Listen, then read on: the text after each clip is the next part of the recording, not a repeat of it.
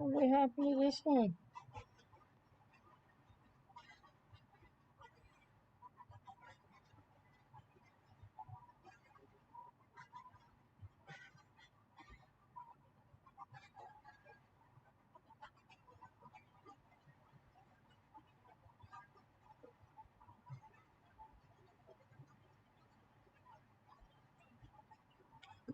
All papers. Stay. I'm gonna go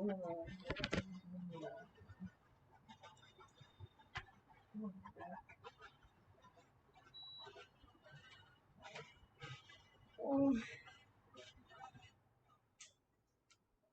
Stay.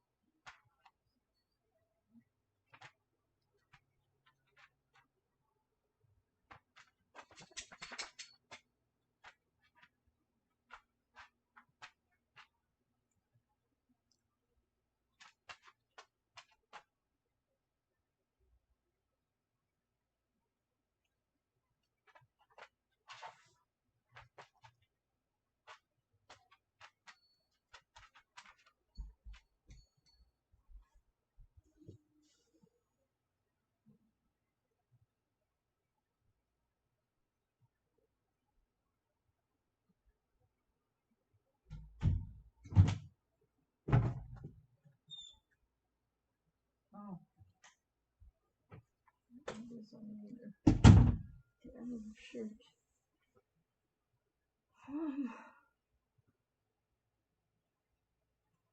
No, this is not the video. Remember. Oh, I know this is emotional pain when it comes. It sucks.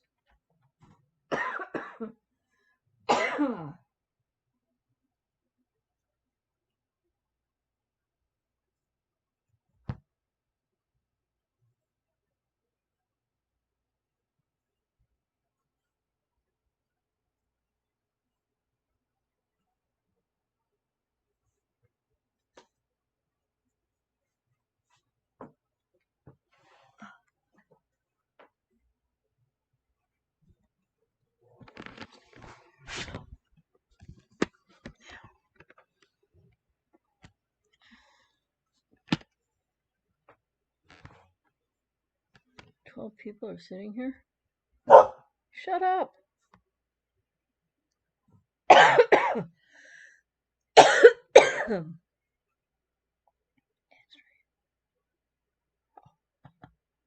didn't even know I was live. Go figure that, eh? Oh, one day I'll figure it out. I just thought, these things keep on doing screwy things anyway. I just thought, well, it's waiting for me to hit the live button, and I realized, no, it says end stream. So, anyway, trying to get the cop out of the way in the beginning. So, after borderline personality relationship breakup, everybody's talking about it. Everybody's thinking about it. Everybody's struggling with it. Going no contact and staying no contact, and why it's so difficult, but why it's so important. So, the connection between acceptance and resilience, and how can that help? Or what role can that play in going and staying no contact for people? Well, this might sound a little bit trite, but resilience is defined as being able to recover from a setback, but this is much more than a setback, right? But, and acceptance is a willingness to, well, I guess radical acceptance I'm talking more about, right? The willingness to just accept what really is, right? Even when it hurts, even when everything feels impossible, even when you can't figure out how to take the next step or a step. So, if you have a lack of resilience for any reason, it might be harder to kind of bolster yourself to embrace radical acceptance. So if you have this sort of, yeah, the opposite, what's the opposite of radical acceptance? Maybe sometimes you could say it's a rather kind of negative willfulness, not that that's all that it's about, but that includes sort of laying blame, avoidant coping, and maladaptive coping. And I think that people who've been with people with BP in any relationship type, but being really obviously totally affected, which is an understatement, by that, it's really important to realize. I'm just trying to move a window here. Sorry, I don't know what's going on with these things. Um, Yeah, really important to realize that, like, so how many people, like, I'm not saying people with BP aren't responsible, right? They are so responsible for what they do, for what they don't understand, and especially, or even, when they don't go get treatment at all, and they just think it's everybody else's problem, right? So, but laying blame, I wonder, it's almost impossible not to. But how many people, and with codependency, especially as part of this, making it more difficult. That's not a blaming statement from me at all. But people who've been, especially ghosted or the relationship breaks up with the borderline, holds true for narcissists too. People lay blame, okay, understandably, on the borderline, or the reality of what borderline personality is. And then you end up in avoidant coping and maladaptive coping. Yes, okay. So, and resilience is a positive, healthy way to react to stress and then some, right? So, the challenges of these relationships, the loss of self, a shattering that goes on for people, like the terrible pain and the confusion and the cognitive dissonance and everything else that goes with it, that also makes it so difficult to go no contact. There are other factors as well, but so it's important to focus on what you can control, right? And know, be really wise about what you can control. Take action, small step at a time, and using acceptance and knowing that you have some strength in there somewhere, even if it doesn't feel like it. So most people, really after these relationships or during them and after, are so confused, to say the least. And I know when I talk to clients often, and especially the first few sessions, that's what they're really highlighting. It's like that's really what they're talking a lot about. And they just feel like they just really need to get heard, because being heard, I've had a lot of clients say like in a first session for sure, is like, wow, I just needed to sort of put all that outside of myself. But so it's really important to understand your personal responsibility in this now. No, not in what happened to you, not in what they did, but in what's going to happen to you next.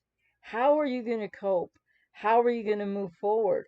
And I think that radical acceptance and getting to that neutral place is really a key thing, because it doesn't mean you're not going to be in pain. It doesn't mean you're still going to not be wondering about no closure, be confused, have cognitive dissonance, have that sort of, chemical soup working against you. But sometimes, and I think in these situations, we have to walk right into what feels impossible to do.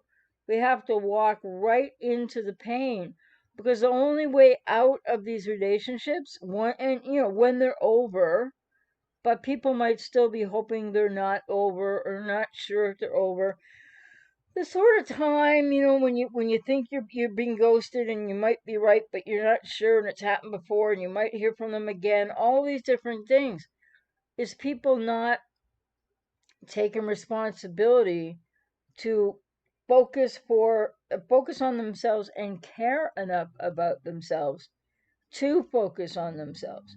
And then this would be the part where I don't want to just be repeating myself, but it's really important to know that most people, I'm not going to say 100%, but most people in these, when you've been in a relationship with a borderline or whatever, most people have some codependency.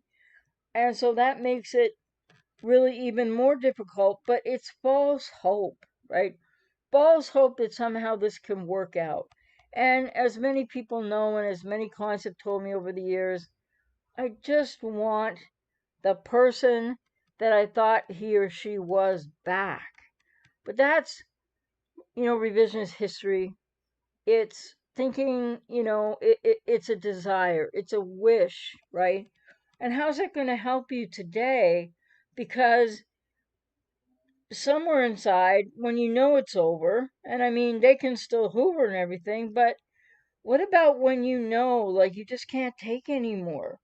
Like, I've had clients say to me, oh, lots, but even recently, that in the past year of on and off, or the last 6 months, or 2 or 3 or 4 years of on and off, they say they look at pictures of themselves, like however long ago, pictures of themselves recently, and they look like they've aged 10 to 15 years in 4 to 5 years or a year, or maybe not 6 months. But because the stress is not just emotional, is not just biological, it's also very much physical, and it really takes it can really affect people's health, mental health, yes, but physical health at the same time. But so the only way out, even when the relationship is over, the hoovers, the on and off, but there might still be hoovering. You might end up getting worse than hoovered, in which case the only thing that stops people like that, which is a smaller percentage of people with BPD, is to actually, have to involve the police, and you have to get a restraining order, etc. But the only way out of this agony that people are in, that you might be in right now, after being in a relationship, and any relationship type, even a family member or family with BPD, is through the pain.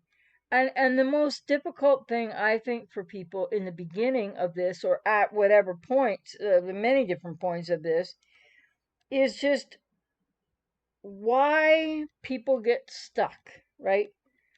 In not being able to go no contact. And that happens for so many different reasons. Like, each person has their own reason, but often it's tied into codependency and that level underneath, which is not the whole reason, but a large reason why people get into these relationships in the first place. Oh, everything is great at first, yes.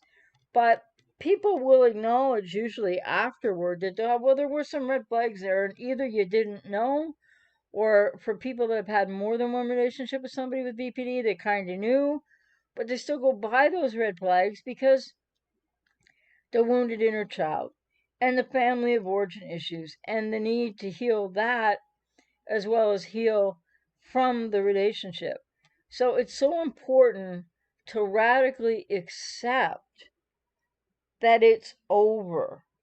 And if you're not 100% sure of it being over, in the sense of hoover hope, hoovering back, then at what point do you need to maybe really become your own best advocate and say, no, it's got to be over, even if that person is still hoovering you, etc. Because without treatment, and even if you drag them to treatment, you get them to treatment, that's everybody's goal in these relationships, but they're going to need way more time than you have, or than you can stand any more of the treatment that you've undergone so far before anything could possibly change.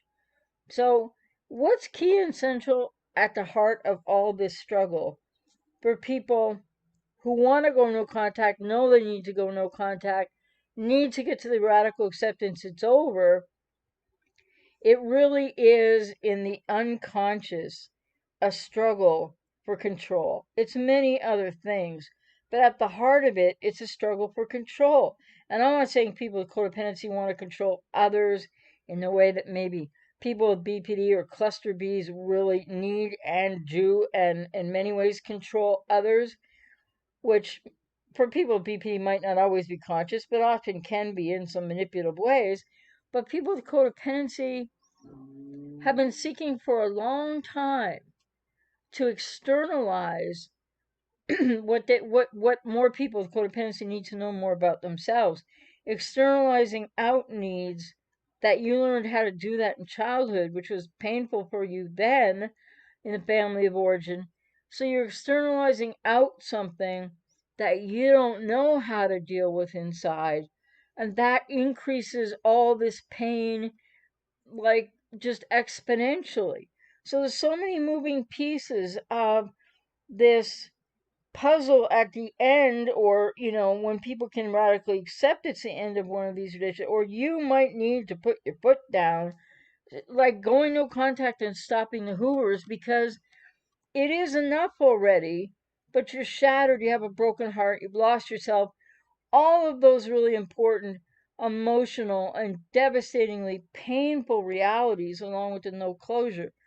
But so when you can radically accept, which doesn't mean it's easy or you're going to like it or it's still not going to hurt, that it's over, you will build more resiliency. So, in other words, what I'm trying to say is people have more strength than you think right now, than you know right now, or than you feel right now.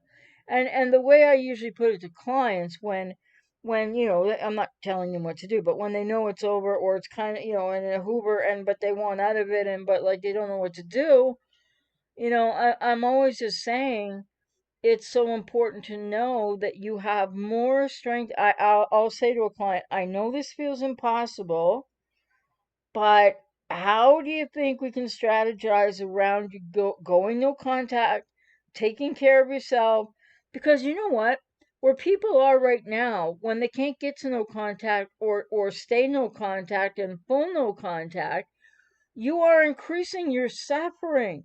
Anytime you hear from them, anytime maybe it's on and off again, cycles go faster, faster, just going to get more and more hurt. And that's the codependent underbelly of this nightmare, is that it's something in from your family of origin, something in your wounded inner child that keeps driving you to try again, to try again, to try again. So people, it feels impossible, but each one of you, if you're in this position, you have more strength in there than you can know and that you likely believe right now. And it does not feel like it. So what's the key thing there is that you can't really think your way out of it, can't feel your way out of it. You have to radically accept it's over, and you need that, even if they're still going to hoover you. And then you need to take an action step. And with people with codependency, we're often overgiving, people pleasing. Many have fawn codependency responses or freeze codependency responses, some fight bite at times. Well, it's really hard to sort of make that declaration for oneself that no matter what this is going to take, this is it. I got to radically accept this. I got to build my resiliency. You don't build the resiliency first. You build the resiliency through the process of going no contact. And the other thing I just wanted to say is that, like, and I'm trying to be inspirational here because I know how painful and difficult this is for people, but it's only by going full no contact that you're going to give yourself that, not exactly clear sailing, no, but clearer pathway, even in all of the cognitive dissonance and confusion and no closure. You're going to start taking that first step. Action is the only way forward. And yes, walking into the adversity, into the pain, it is probably the greatest challenge of some people's lives. And yet, it's really the way out. There's no easy, simple way to put it. And boy, do I wish there was an easier or simpler way to put it, or for people to be able to do it. And Icy is there. Hi. Finally caught you live. Oh, well, yes. Nice to see you. And you said thanks for the videos. You're welcome. And Oh, well, thank you, Kat. And you're starting self-care now after years. Well, that's fantastic. And Isius, you're the first person willing to say just how long it might take in therapy for things to get better. It puts things into a better perspective. Well, yeah, I mean, and I've been working with people in these healing and recovery journeys for 30 years, so I don't want to like make it sound like it's not simple, and people already know that, right? So yeah, I think it's really important to be realistic about it. And I mean, I speak from a place of, hey, I've been on both sides of this fence, right? I mean, I had BPD, I recovered fully 30 plus years ago. I had two partners that were quiet BPD at various different times. And then there was for my well, besides my family of origin that I went no contact from around the age of 30. That's about 32 years ago now because I'm old. But the thing is, talk about painful at the time, but so freeing. Changes the course of your life. And the other thing I was just going to say, and then from 2004 to 2006, I had probably what was the worst relationship of my life, I think, bar none, with a borderline comorbid narcissist who was an alcoholic. Long story how I got into that one. And yeah, so do I know what it's like to be the codependent in your shoes right now? Um trying to rescue somebody, a BPD NPD alcoholic, like as if I stood a chance. But yeah, from 2004 2006, I knew better. I help others not to do this or to stop doing it or to, find their way forward and heal. But there I was, like everybody else, right? I had some codependency, which is much better in my life now.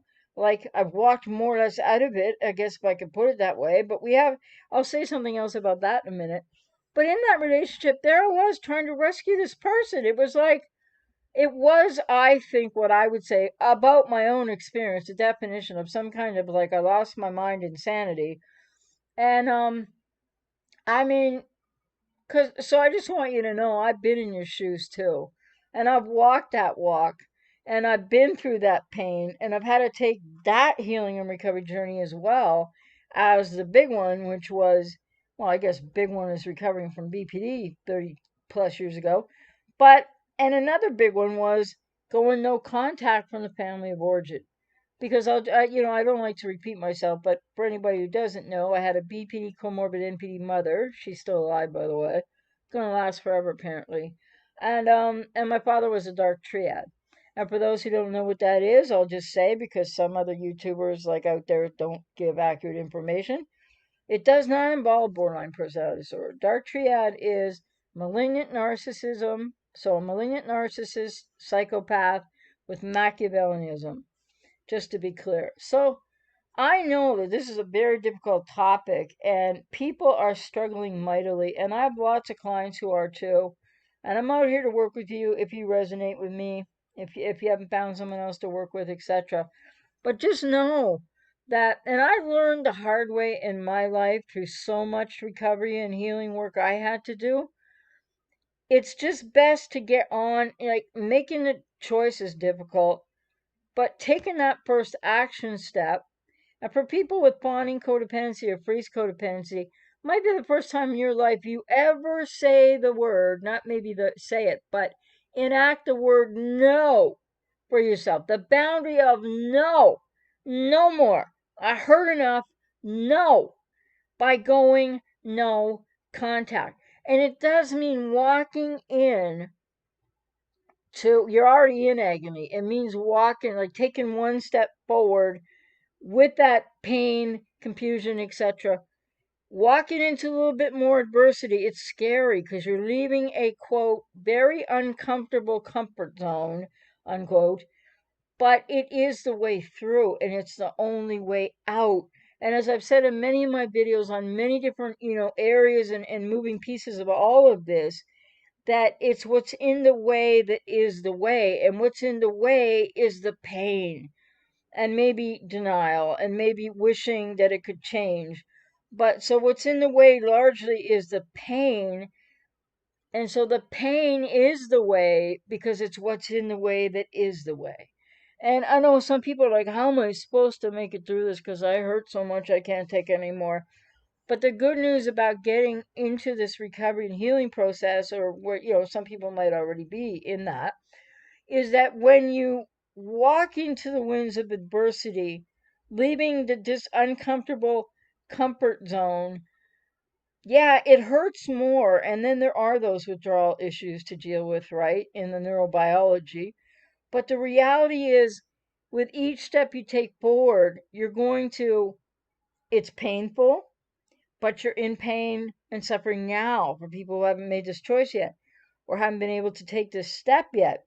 So, but when you take the step, it's not like your pain goes away right away or gets better in a hurry, but it is the incremental beginning of lessening your suffering, to face the pain, to focus on yourself, to heal, and to put yourself first, maybe for the first time in your life.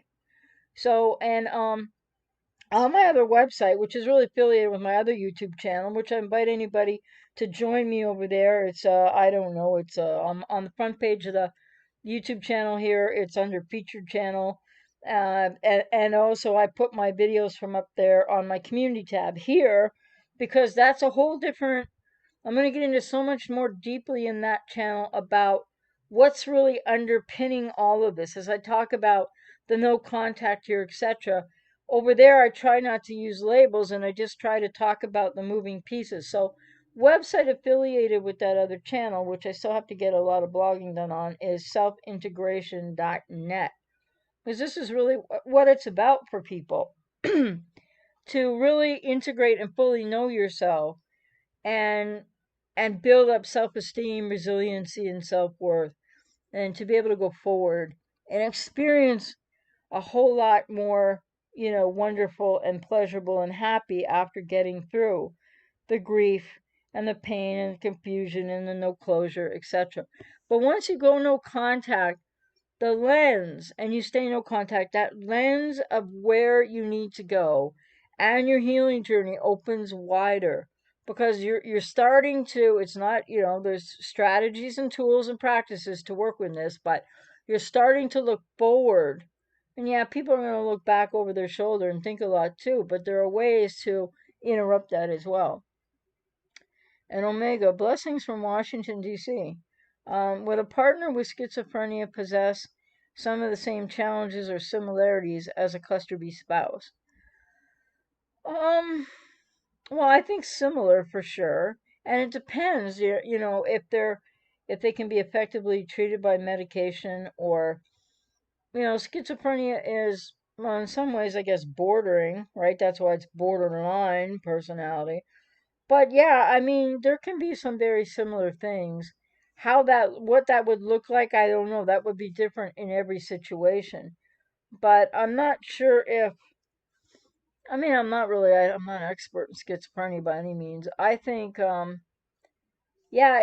I mean, those relationships, it depends on individual people though, like a little bit more, because schizophrenia has a wider range in it. It's not as much, I mean, as far as I know, I could be wrong.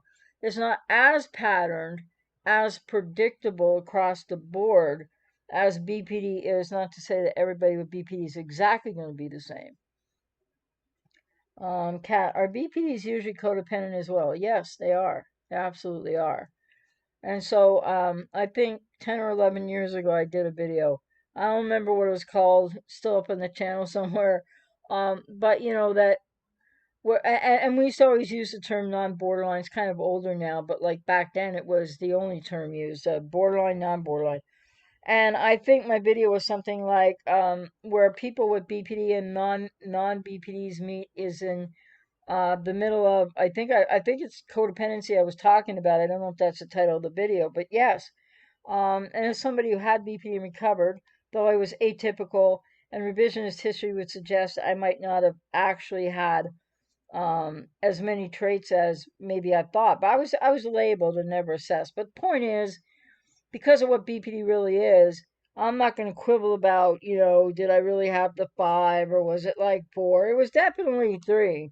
But point is, anyway, because there's been seminal studies done outside of North America this year alone that really helped me to look back over my life and go, wait a minute, hold it. And I understand it now, but it doesn't matter. So, and the other thing I just want to say too is when I was in the group therapies where I really recovered from BPD, I'd had therapy prior to that. They were eclectic and not just for people with BPD. So I think all of that was interesting.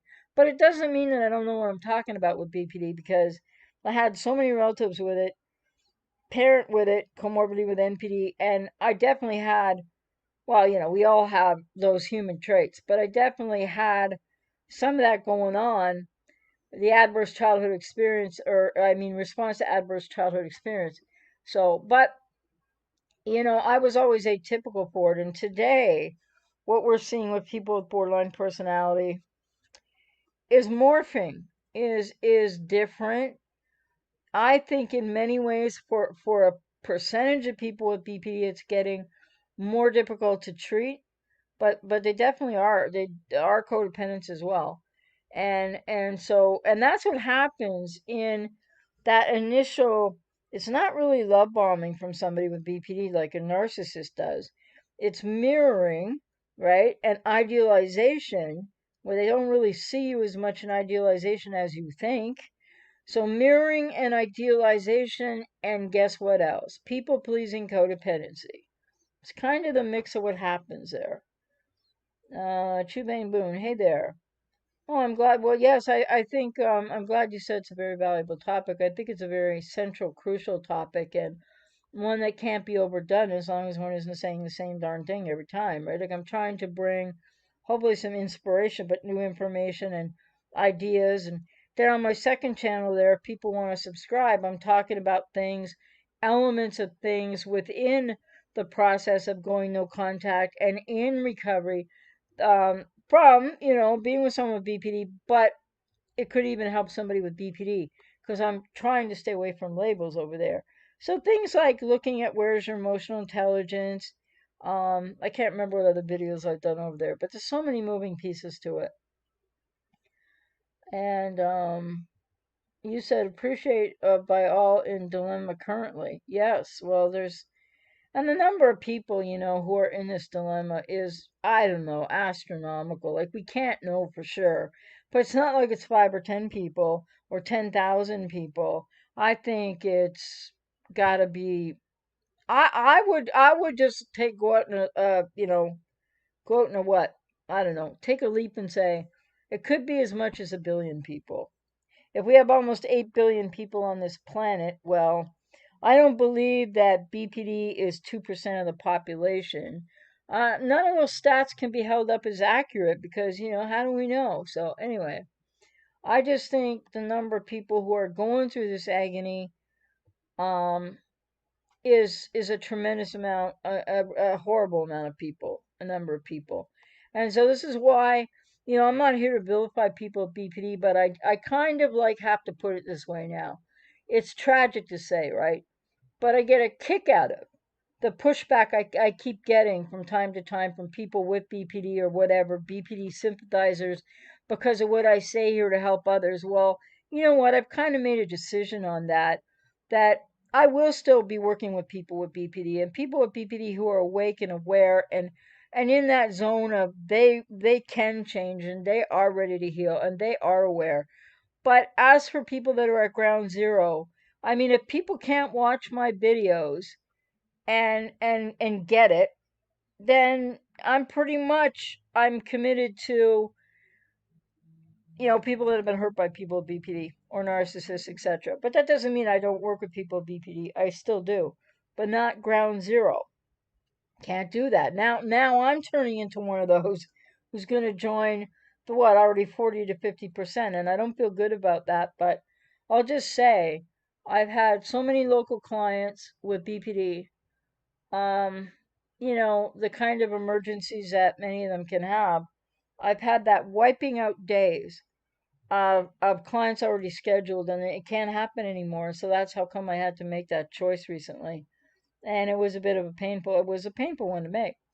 Anyway, I'm getting off topic. Valentina, I'm ready to go no contact. This wasn't a romantic relationship. Well, and I'm glad you said that and shared that because that's the other thing. It's not just romantic relationships where no contact can be feeling as bloody impossible as in romantic relationships, but So you said it wasn't a romantic relationship, but it was your foster son, now an adult, and he's both a sweet, happy child and an abuser. Unfortunately, an addict and a liar. I haven't resumed my life yet, 2 months since he moved out. Wow, I'm sorry to hear you went through that, and I'm not sure if I don't think it was you. I think I'm not sure. You could be new here, but somebody else was talking about. Unless you change your name, like I never know, right? Somebody else was here in a live stream recently talking about a foster son as well. And when you foster a child, and from whatever age to whatever age, you never know what's happened to them prior, right? And it's got to be heartbreaking. Um, yeah, Karen, hi there. How you doing? After experiencing radical acceptance, I'm still dealing with feelings of anger and resentment toward my BPDX. I know that sadness is under the anger. I'm being challenged to feel the sadness. It's hard. Well, yeah, it's incredibly difficult and incredibly painful.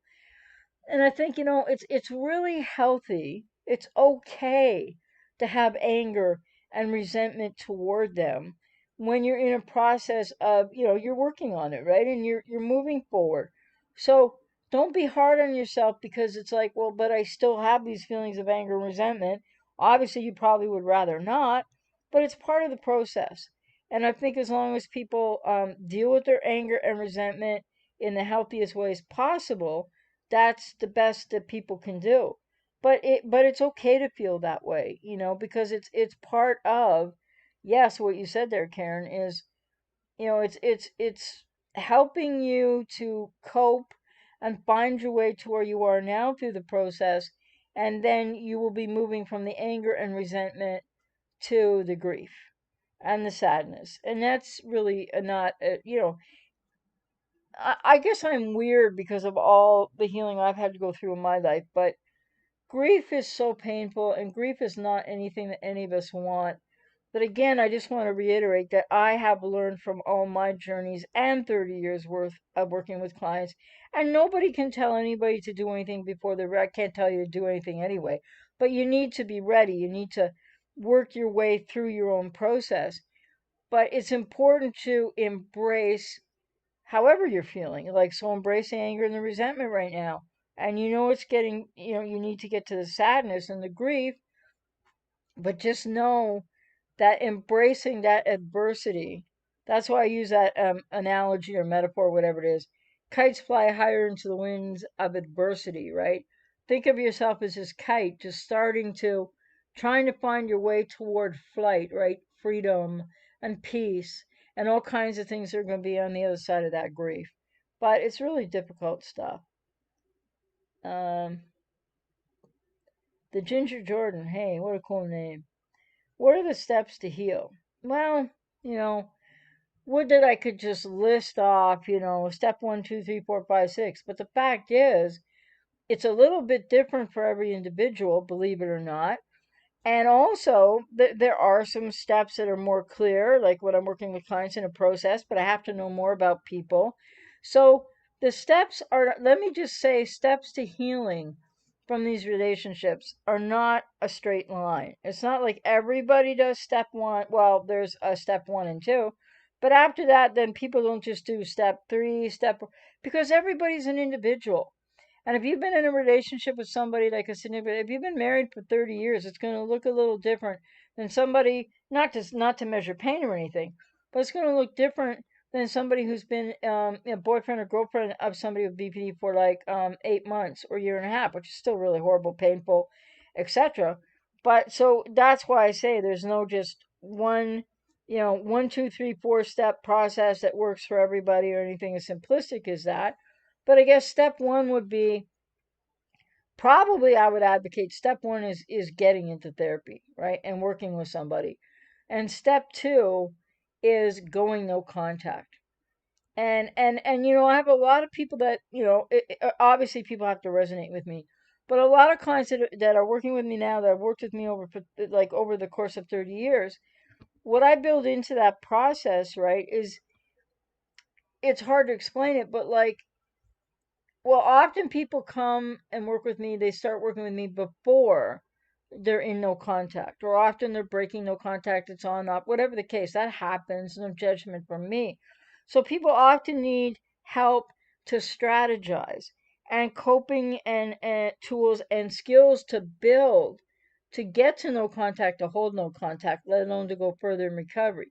So I guess first I would say it's getting into therapy, and secondly, it is working on those strategies and skills that you need to practice and learn to be able to go no contact. So no contact is the second step. And then after that, it depends on people's family of origin, it depends on inner child woundedness, and everybody's different. So so there are steps after that, but I can't just list them out here because I don't know where everybody's at, if that makes any sense. But it's certainly not like, and the other thing about it, it's not like a 1, 2, 3 step easy thing. And, if people want to go to Codependence Anonymous, well, bless you, but I don't think that that's going to be like overly that helpful. And the other thing is, I'm going to go out on a limb and say this because I really mean this. And some people will know why. And, hey, but I have to say it because it feels like it really matters to me that people get accurate information. Nobody heals from these relationships in 4 to 6 months. They don't. I don't care who says what, they don't. And so don't have that expectation for yourself. And be careful out there too, because I'm not here to say, well, you know what? When I was recovering from the borderline narcissist alcoholic, X, or when I was recovering from acquired BPD X, or even when I was recovering from BPD, well, I'm not here to say, okay, so how I recovered from that BPD NPDX is probably the best example. I'm not here to say, here's what I did, 1, 2, 3 steps, or whatever, and that now look at what I have. And so what I have is what, if you want what I have, you need to do it how I tell you to do it, because that's crap too. So I'm just putting that out there because it's not about, it's about every single individual is a precious human being who needs to find their way to this recovery. I believe with therapy, and no contact is the next step, or some people will go no contact and then start therapy. But anything else you do that you might choose to do, like Codependence Anonymous or something, well, okay, if it adds something to your process, fine, but it's not going to be the process. And the other thing is, this takes people, I usually, with clients, it takes 18 months to 2 years. It depends, right? Nobody's going to be, or I wouldn't advocate anybody should think that they're over it in 4 to 6 months and or be dating again already. So those are just some hard, cold facts from somebody with 30 plus years experience.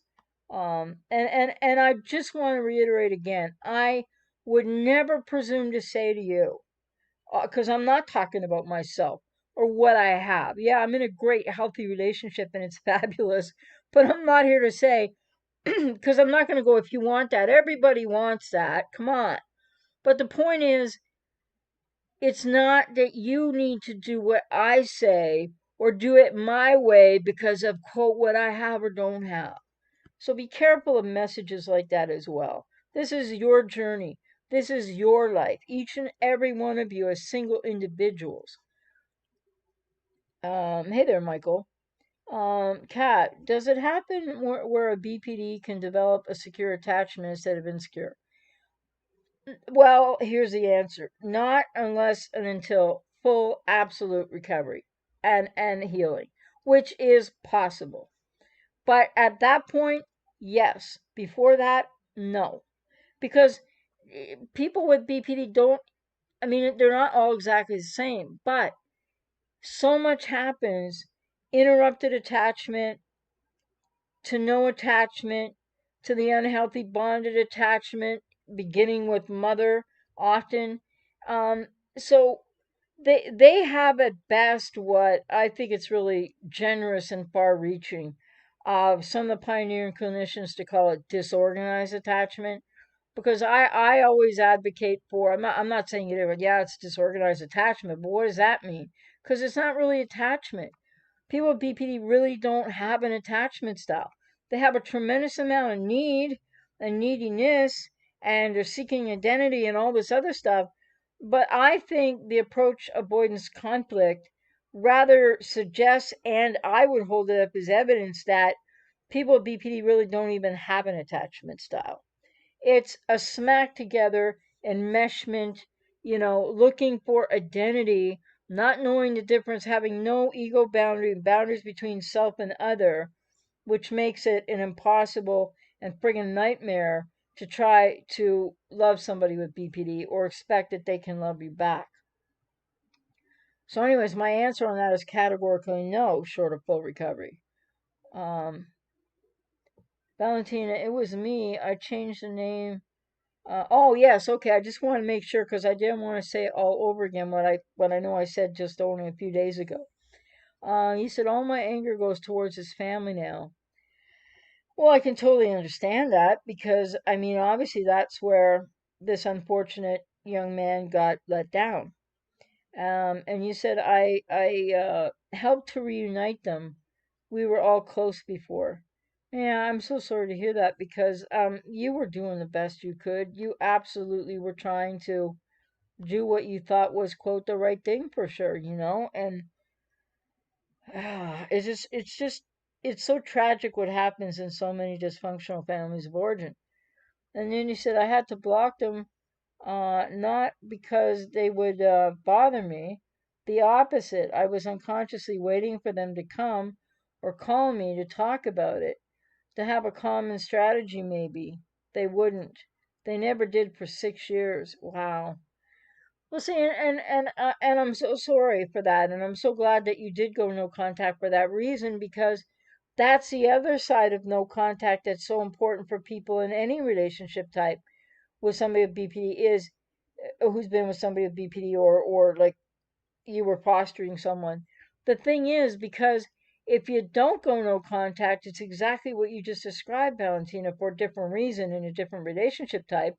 But people often have, if they don't go through this process working with someone and really get to the roots of what needs to be healed inside itself as well as from the relationship, then people are often kind of, it may be very much in the forefront of their minds for quite a while, and then later in the back of their minds, like exactly what you said, for different reasons, but hoping that they'll be contacted, waiting for a Hoover, and maybe not a Hoover in your case, but waiting for a Hoover in other relationship types. And this can hold people back as much as having contact, so that's the other side of it. Hey there, Shadow Moses. Hey, Rav, how are you doing? My ex's family member contacted me around a month ago, but I didn't open the email. It caused me a lot of anxiety and guilt, thinking, quote, what if something bad happened, unquote. I stayed strong, though, but feel guilty still. Well, but that guilt is coming from somewhere else, Rav. Like, I hear you, but people have to be predisposed from childhood to have this kind of guilt, to have this guilt. But I think, and of course, it's toxic guilt, right? It's not like if you did something wrong, kind of then it makes sense to feel a little bit of guilt. But no, you were just taking care of not just, you were taking care of yourself, which is so incredibly important.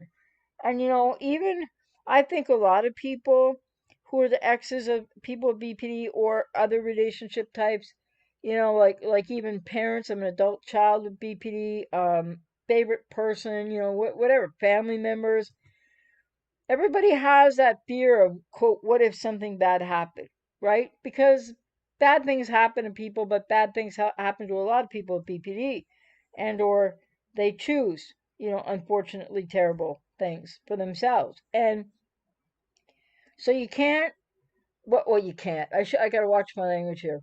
It's really important to know that you were just taking care of yourself because whether something bad happened or not, you chose not to know, which is probably the healthiest way to go.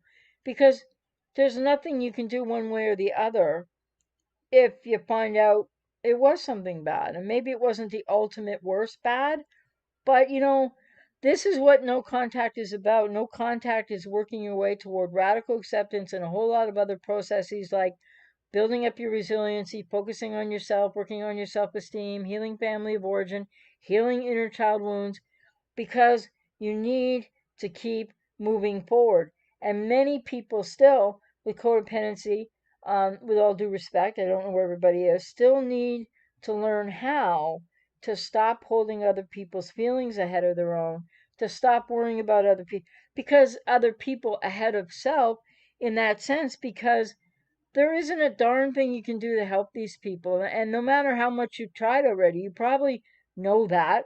But people with codependency tend to still deny that. And so then if something really bad happens, you're like, well, but like, and then but this is where people have to make, and it takes time, that clear. You turn a corner. It's a process, very complicated process of complicated grief and letting go, but you have to let go. And for those, I'm just saying this in a broad sense, not from any religious reference, but you have to let go and let God. You have to let go and let the universe. You just have to let go, because you can't control and you can't help, and you just can't change whatever's going to happen to any given person with BPD, because the choices are in their hands now. And yeah, that's risky business in a lot of cases. Shadow Moses. Hello, AJ. I'm in no contact for 2 months with a quiet BPD. Well, congratulations on staying no contact for 2 months so far. Watching your content, I didn't realize I was emotionally abused. My feelings finally caught up and gave me a flashback like trauma. Well, and that could be PTSD, but depending how long you were with them, it might also be CPTSD. Which is another interesting thing, too, because I think it's a bit of a misunderstanding or misnomer to say that people get CPTSD only from these relationships. Because people have codependency and get into these relationships, and we all know how that happens, etc. No blame or anything there. But in Pete Walker's book, and I think Judith Herman is the one that he built his work off. I'm not sure if I got the second name right, but they categorically say, without caveat, without exception, that CPTSD begins in childhood. So that kind of supports the notion of what's happening for people with codependency, the seeds of which begin in childhood, which is a response to adverse childhood experience as well. So this idea of what codependency used to be defined as is just outdated now.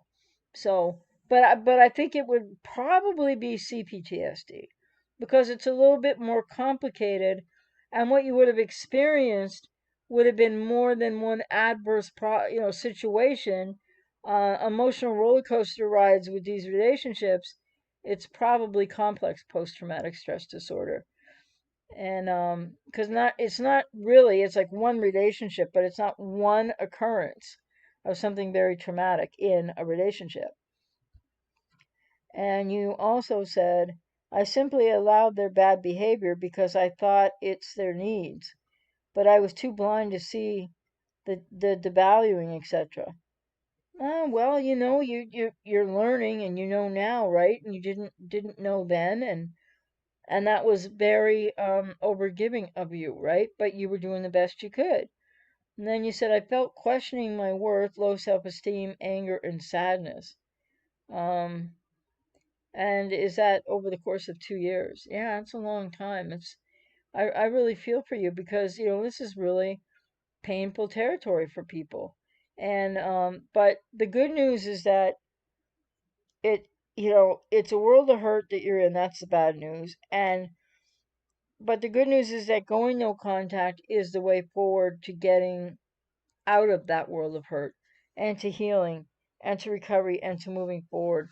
And would that could be something that didn't involve pain, but at least with that pain and processing that pain and healing, you get relief along the way as well, as compared to people who stay in the contact, and the on and off again, or whatever, the Hoover, the reverse Hoover, all that.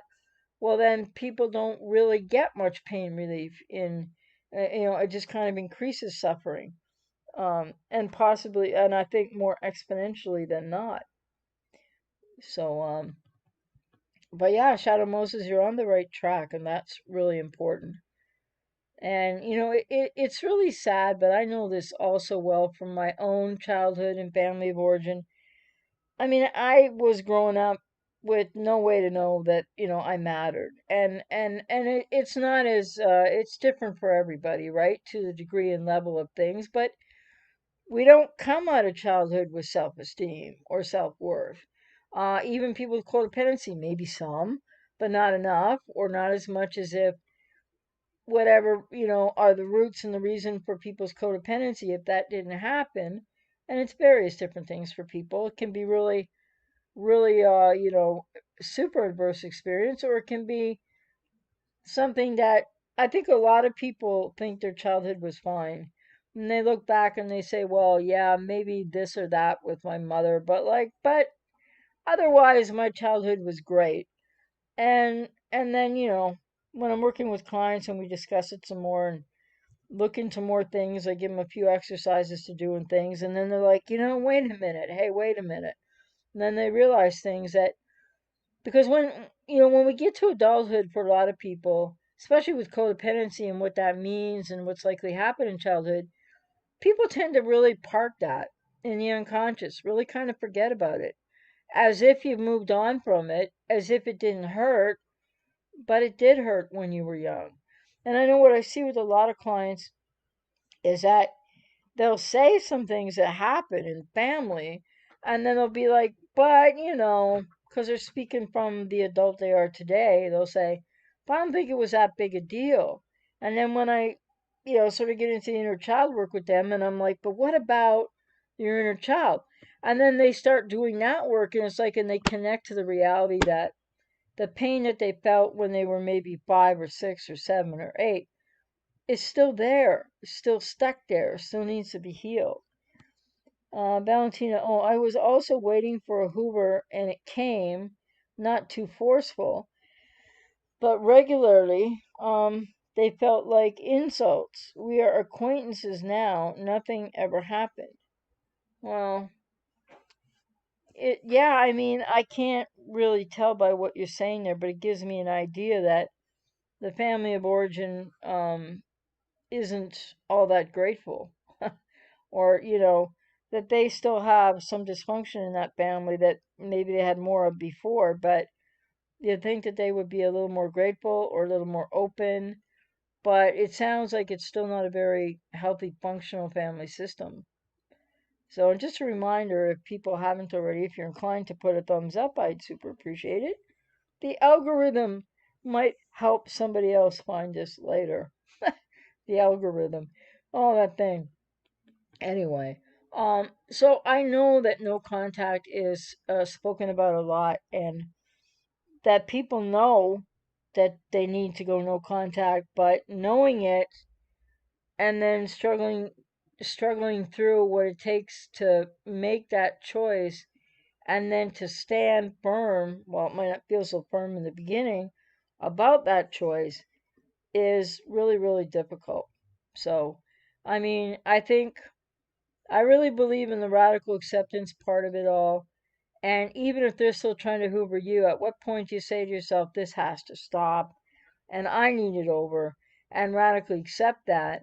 And then that's being in a place of neutrality, as I've spoken about before. Because then what you do through radical acceptance is, you're not looking at it as, well, this is horrible now, or like, it's not good, it's not bad, it's not horrible, it's not great. It just is what is. And from that neutrality, you'd be surprised how you can start to get a different perspective. And Troy, hey there. What can be done if I am in the situation where I'm in a custody dispute with my BPDX? I would love to be no contact, but this is almost impossible. I am so sorry to hear, because yes, these situations are so heart wrenching in so many directions. I think the best advice I can give on that is, or my 2 cents worth on that is, that you need to, yeah, you're in the middle of the dispute. It Start to create that neutrality for yourself. Make sure that you're emotionally detached, very neutral, even if they're doing something that really does affect you and it's very emotional. It's really important to have the only contact with the ex. Obviously, you might be seeing each other in court, etc. But the only contact during a custody dispute and or after that's settled is about the child or children. So because so many people with BP will be like, they'll try to get at you, they'll try to punish you, they'll try to have contact, they'll try to hoover you for all kind of reasons and be lying and all kinds of stuff, especially in custody disputes. But you need to not reply or engage any contact around anything except what you absolutely need to have contact about, which at this point may have something to do with the dispute. I don't know, or if you've each got a lawyer, that's taken care of there. But once you're in a co-parenting but not together, right, position, then it's basically having really strong boundaries around all the things they'll try to pull and only responding to communication about the child or children. And the other thing, and it's really difficult in custody battles, and especially for men, where it shouldn't be so hard for men when it's the woman with BPD, and especially if untreated, it's often helpful to try to get a series of I don't know what they'd call it legally, but like conditions and rules, around the contact, around exchange, or once you know what the custody arrangement's going to be, well, would hope that you might get full custody. That would be probably the best, but that doesn't happen as often as it should. So it's really important to build into the agreement legally. So talk to your lawyer about this if you haven't already, because they're the ones that are experts at this, not me. But to be able to reopen something later, there has to be clauses, I guess is the word I'm looking for, put into whatever the custody arrangement is about contact being for the child or children only, about how you're going to, if it is shared custody that it ends up being, would it be best to have a third party that brings the child or children from one parent to the other to lessen the contact? And then responsibilities, depending on the custody arrangement, again, when that's settled, which parent is going to be responsible for what? And then also, if you have a really hip to these situations attorney, you need to try to build in something in the agreement that says something about consequences for parental alienation, because these are things that can be reopened later and revisited later. But again, a lawyer would have to spell all that out. I just know that much because of what so many clients have been through. So it's really hard when you have to have some contact because of children and or in a custody dispute, but really start to make sure for yourself that you don't engage really hardly anything except what's actually said about or on behalf of or around the children or child's needs. Oh, you're welcome, Valentina. I'm just so sorry to hear what you went through, and and I'm sure you gave that teen to young man the best you could, and hopefully it will really matter in his life going forward. Shadow Moses, Shadow Moses. Good point. I think it did activated a childhood wound, like early abandonment and loss of major figure during early childhood. Yes, that's what happens for so many people because the wound is there, but you might have been carrying on in life, reasonably well with that wound, but still, people will have healthier and happier lives when they kind of step back and get some help and heal those wounds. But definitely, if one was living their life without, well, you might have been aware, but without being really affected or as affected by a wounded inner child, these relationships are going to bring that to the forefront for sure. Jay Boogie, I'm no contact right now, but I'm having a lot of anxiety about how parasitic she used to be with the stalking. I believe she's pretty done with me, but I'm still afraid to live my life.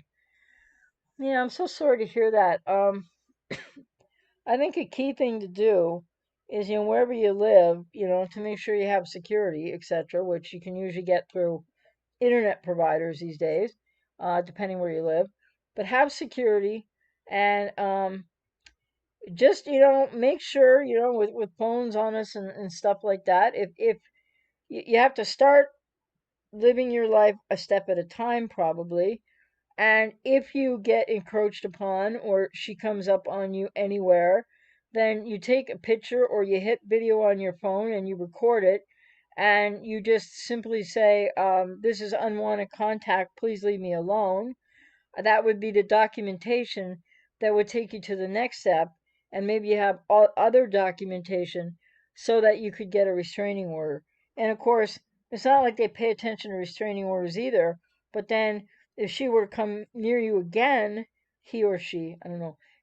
Oh, you said she. If she were to come near you again, of course, it would mean arrest. And then it would mean arrested again and again and again. And then unfortunately, some of them, it's the only way that they can be stopped is to end up in jail. And so that's unfortunate. You're very welcome, Shadow Moses. And so just say, Jay Boogie, that I understand, and I don't know if she's been, physically dangerous or not, but I think what you have to do is keep strengthening your boundaries with the no contact, and then I understand that you're afraid to live your life, because I want to validate that for you. Many people are in that situation and place after the breakup, etc. So what's really important to do, is just to start, you know, doing planning things, right, that you can do. And I don't know what's going on, with the world situation, but just start with one or two or three things, and if you're going to work or whatever. But be prepared to document and be prepared to call the police, because if this person shows up anywhere on your path or where you are, you have a right for that not to happen. So, and I don't know what other risk might be involved there. So you have to be careful. But again, now the challenge, you're no contact. So the next challenge in your case, because sounds like a more severe case, like there are many of them out there, but they're the lower percentage. The next thing you have to do is start to live your life like by pushing out like one thing at a time, whether it's going to work, whether it's, just going for a brief drive or walk, and hoping that you're left alone. The thing of it is it's leaving again another, you're gonna have to build a new comfort zone, is what I'm trying to say. And if she interferes with it, then you're gonna have to get the police involved. And so that involves that documentation, like I said, yes. But sometimes that's another thing too, that, as I know you know all too well, Jay Boogie. But for some people, when they go no contact, blocking everything, changing phone numbers, sometimes moving, blocking everything on social media, etc. Sometimes the person will find you again or continue, and if they do go from hoovering to, yeah, showing up where you live or showing up in places where you are, that's the next step. And that's a percentage of people too that have a high likelihood of getting physical. So, which is a smaller percent of those with BPD overall. But so sometimes no contact is going to also mean that you're going to have to take legal action to get, to really be left alone. And it's really unfortunate when that happens. And of course, it is, when I say it's a lower percentage of people with BP, that doesn't mean it's just like a few people going through it, though. There's like still a lot of people going through that. And it's insult to injury. And it really can, like, I understand when Jay Boogie says, that he still feels afraid to live his own life, because I guess you don't know yet if she's really done with you, or she might not know how to be done, in the sense of still showing up to try to say more, or fight about more, and in borderline language, quote, win more, unquote, which is not winning at all. But it's their inability to let go, and it's their need for control. So, but when in those situations, and it's just like the situation of when you have a child with somebody with BPD, and then the custody and first the dispute, and then when it's settled and whatever happens, it's like unless somebody gets full custody, which should not be the person with BPD, then it's difficult, and you just have to keep working on boundaries and taking care of yourself, and try not to let the fear block you. Would be the other thing I would say is be cautious, be aware, be careful, but don't let the fear stop you. It's sort of like feel the fear and start living your life one step at a time. See what happens, and then get the police on them right away. But maybe you've already had to have the police on them. It's hard to say. So, but yeah. So that's another thing. I'm glad that some people shared here tonight is that sometimes even when you go no contact, most people when they go no contact, they can get that done, and but when there's children involved and when there's that lower percentage of people with BPD that just won't stop, and they start showing up all over the place, etc. And I've had so many clients who've had to deal with that, that the ex would be at the front door of their house and kick in a door, kick in a garage door, throw rocks through windows. I mean, it can get pretty bad. Luckily, it's not often the case, but when it is the case, it takes a lot more work and it's a lot more stressful. So usually, no contact is a solution, but in some cases, it's not the whole solution, unfortunately, for people. And that's another just caveat I would give to anybody who's young right now who might come across this later or who just realize, because I'm always mindful people are gonna find my channel eventually by accident under the algorithm, right? But people are gonna find these videos and other people's videos because they're just realizing today, tonight, tomorrow, the next day, oh, maybe this person has BPD. What's going on here? So I would just say for anybody who might find this that way, if you have a girlfriend or boyfriend and you suspect or you're thinking now they have BPD and you're going through a lot, um, really important that you end it before there's a child involved. J Boogie, she would call 30 times in a row, etc. It was frightening. Threatened to show up. Oh, you're very welcome. I'm sorry to hear that, but you're very welcome. 'Cause that's yeah, calling that many times in a row and the hope is, and in a higher percentage of cases of people who even do that with BPD, it's their inability to let go, it's their control, it's a whole bunch of stuff. But the hope is they don't actually do it. But some do it. Some do actually show up. Some are just that harassing. But even that is cause, you know, to keep that record, or you would have that logged if it's, to your cell phone, and to call the police. And people really need to know that as difficult as it is to go no contact, as difficult as it is to keep setting all these, learning about and setting new boundaries, when you get to that place, like that Jay Boogie's talking about, you really have got to involve the police. You really have to keep doing whatever you have to do legally, right, to take care of yourself.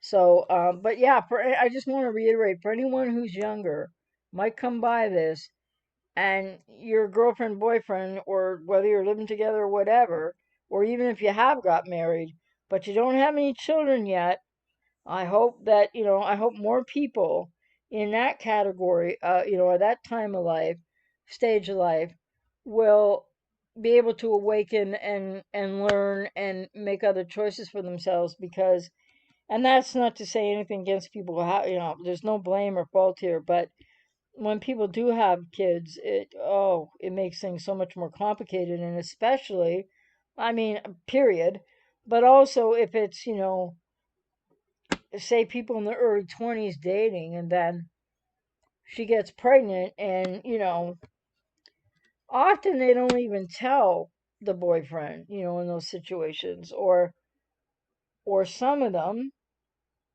don't even know who the father is unless that gets tested, and then maybe more than one young man at a time is getting devastated. And that's not every woman or every person with BPD by any means, but there's a percentage.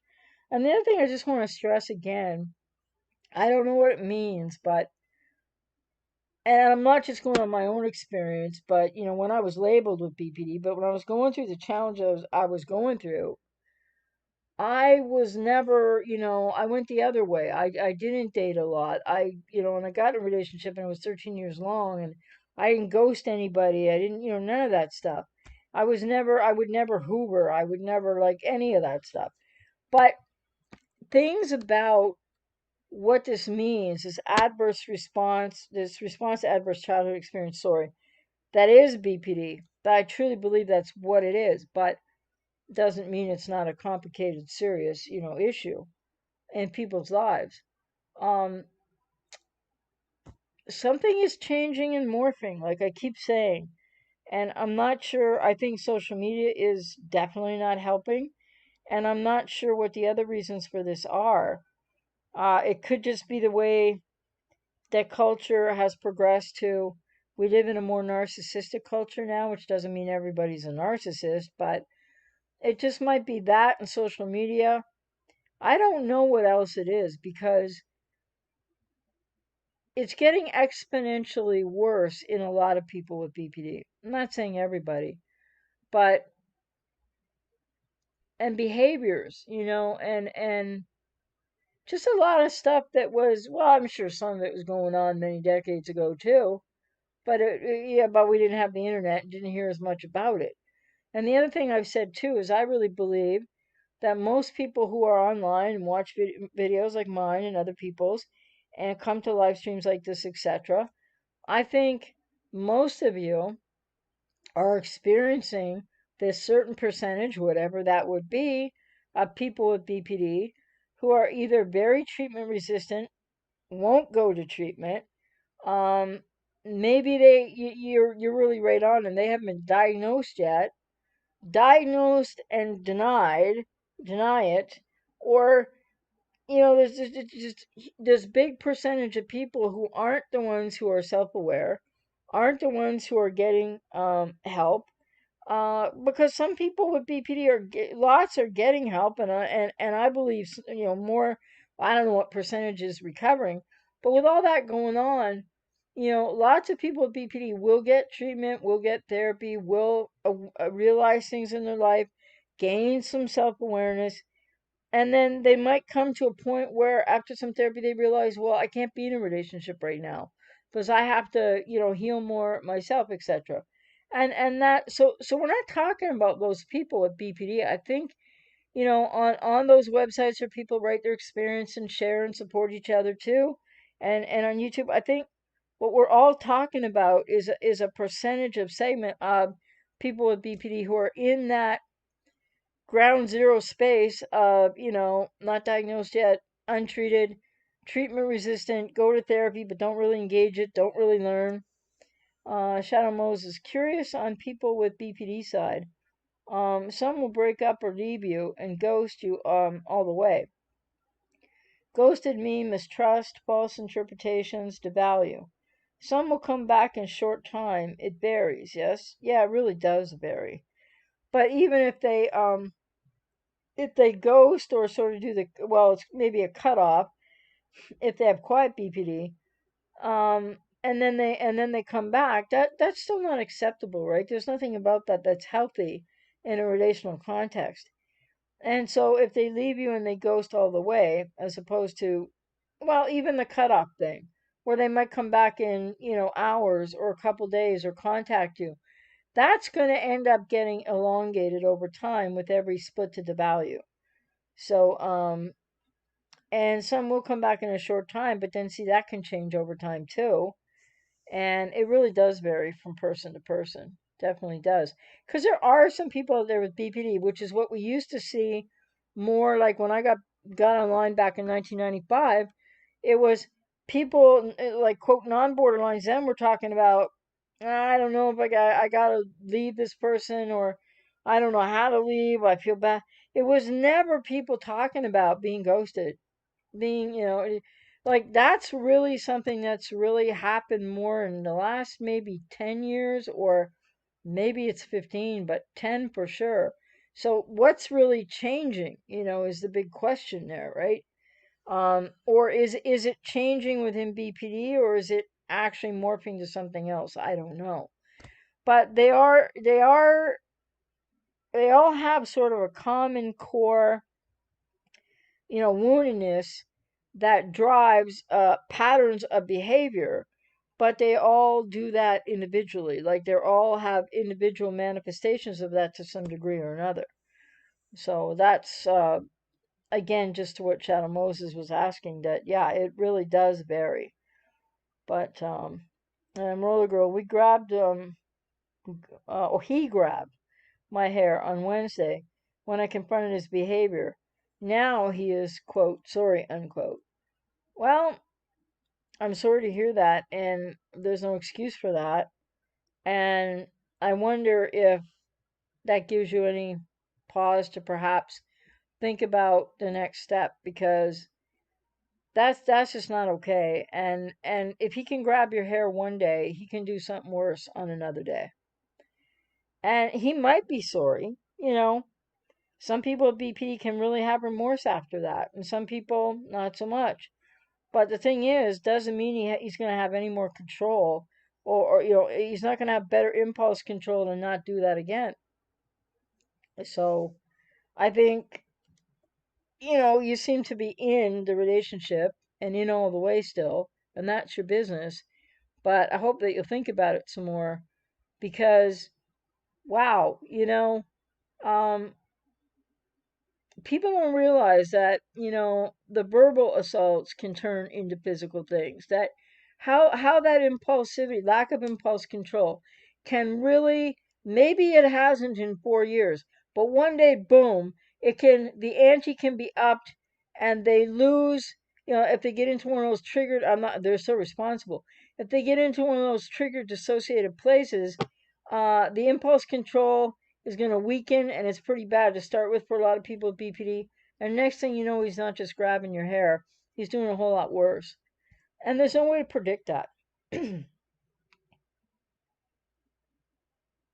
Well, yeah, if he's acting and that's how you experience him with arrested development, which by the way doesn't have to be in quotes because it's a real thing, but like an immature 12-year-old,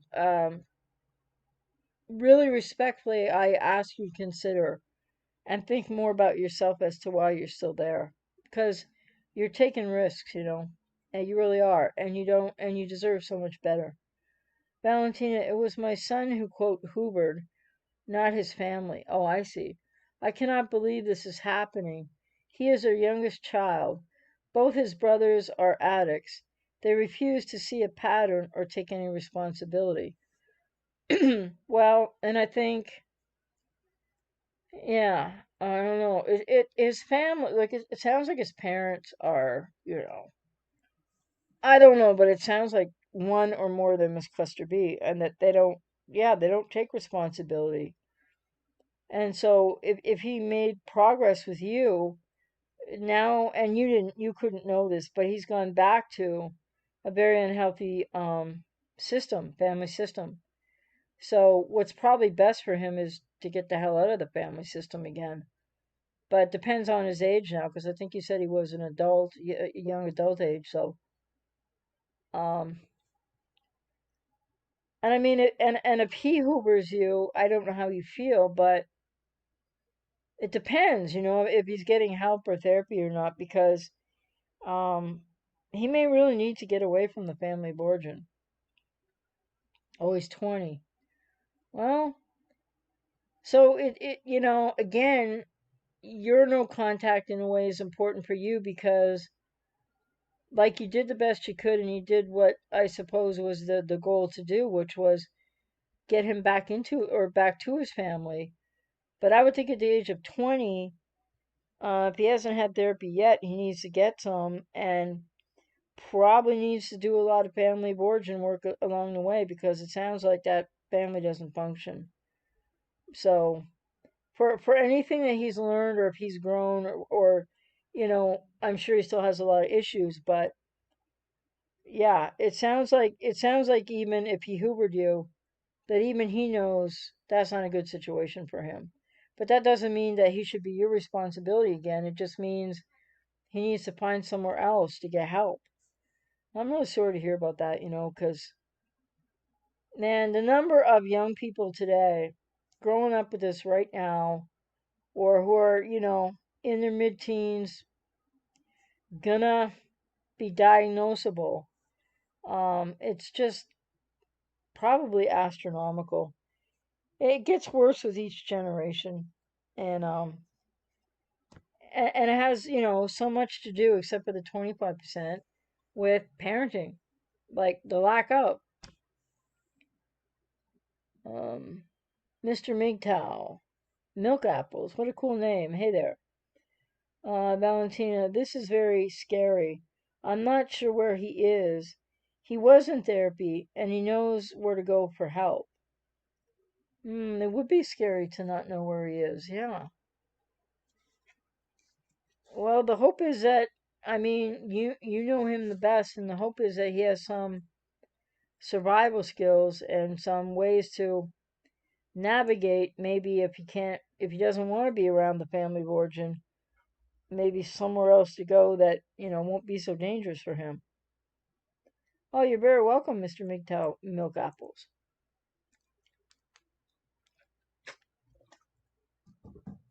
So yeah, I think I've said all I had to say today, and I hope that those of you going through the different situations that you are, that you will. And Shadow Moses, you're very welcome. You said you're learning, and you're very welcome. Yeah, I just hope that everybody will keep on working toward. It's really important to set an intent, or a few, intentions, and then start to probably work with somebody if you haven't so far, to be able to then take action on how to set goals, and then what skills and tools and strategies do you need to learn and employ in order to accomplish those goals, like one step at a time on the path to recovery. And a Manley there said, "Hello, AJ. I was forwarded by Billy the Goat." Oh, cool. I wonder if you're MGTOW too, because I really am supportive of MGTOW and Red Pill Men. Um, just lurking and enjoying the show. Oh wow, thank you for saying hello. And yeah, I have to stream earlier in order for Billy the Goat to have a chance to come. So sometimes I see him when I stream earlier. I was a bit late tonight, so hopefully I'll get an early one of these days soon. Because I know I leave out parts of the world when I start at the time I started tonight. So I can't remember what time that was now. Around 10 o'clock, maybe? Because now, well, I guess I can't edit the beginning because if I touch it, I think the comments don't show up. I don't know.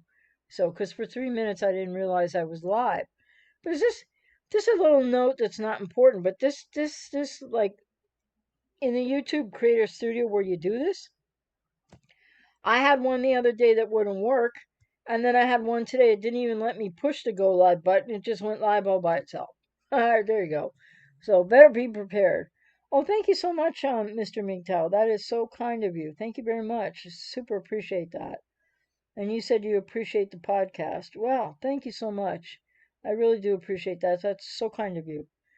And yeah, so anyway, I'm gonna head out now, but I just hope everybody keeps on doing, if you're not sure where you're at, and for the person in the custody dispute still, I really hope that works out the best it can for you, for your child or children. And people need to keep working to go no contact. If you've gone no contact, stay no contact. If they happen to be like you're afraid they're going to show up on your door in your life, it's always about feeling the fear, taking precaution, and taking the next steps to move forward in your life, right? Because nobody wants to be held hostage. Hey there, Bernice. Thank you for this.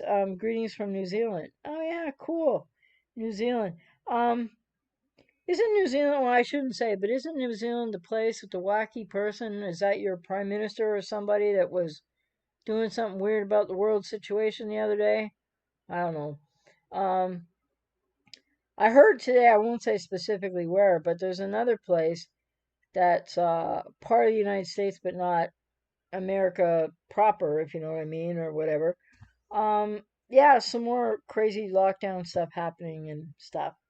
You're welcome, Valentina. And yeah, Roller Girl, my 2 cents worth is you need to free yourself. You need to make that difficult choice. You will be so thrilled later, not now, but you're putting yourself at risk every day. And, you don't deserve that. So, everybody take care and look forward to next time and to see who comes and who's available and who wants to share. And thanks to everybody for what you did share. And I think that if people learn from these streams, it's not just me, it's also the experience that those of you who come and participate. And it's okay if people just listen to. But yeah, just really great to see everybody. And I hope those that are listening, that it was helpful to you. So everybody take care. I'm going to try to get out here without cutting my last word off. It's tricky, this stuff. So yeah, I'll say good night, goodbye.